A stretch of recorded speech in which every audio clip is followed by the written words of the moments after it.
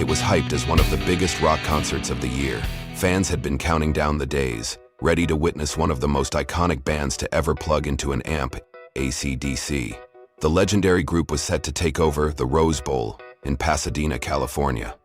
For lifelong rock lovers, it was the kind of night dreams are made of.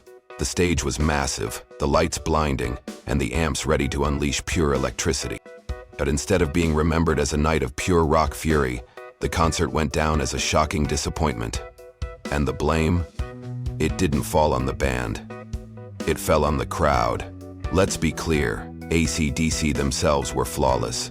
They stormed out with the same fire and force that's kept them at the top of rock for half a century. Brian Johnson's raspy, thunderous voice ripped through the stadium like a bolt of lightning.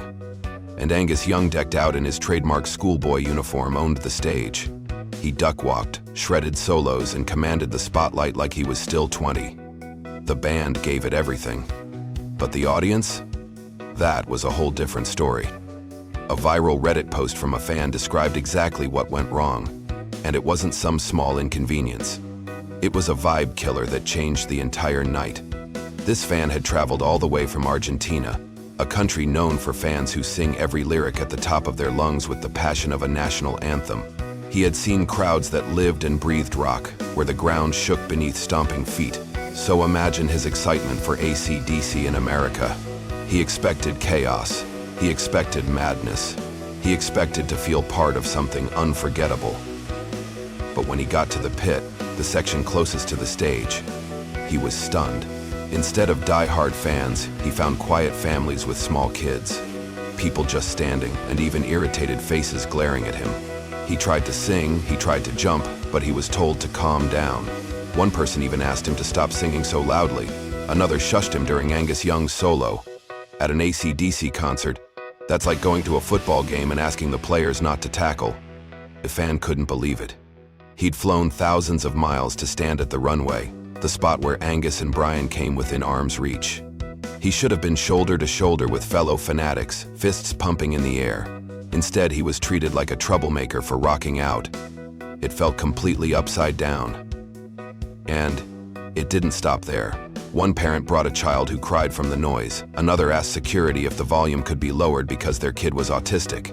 Of course, compassion matters. But this was AC/DC, not a quiet poetry reading. Rock concerts are meant to be loud. They're supposed to shake you to your core.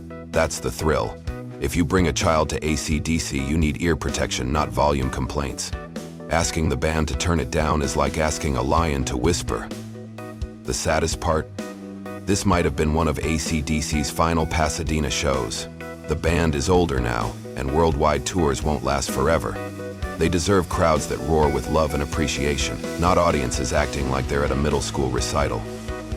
This night should have ended with hoarse voices, ringing ears, and memories burned into people's souls. Instead, it ended with confusion, frustration, and fans wondering what went wrong. To their credit, AC/DC kept the energy alive. The Pasadena show was part of their 2025 North American Stadium Tour, which kicked off April 10th in Minneapolis and wrapped May 28th in Cleveland. They'd played massive venues like Soldier Field in Chicago, and every night they left it all on stage.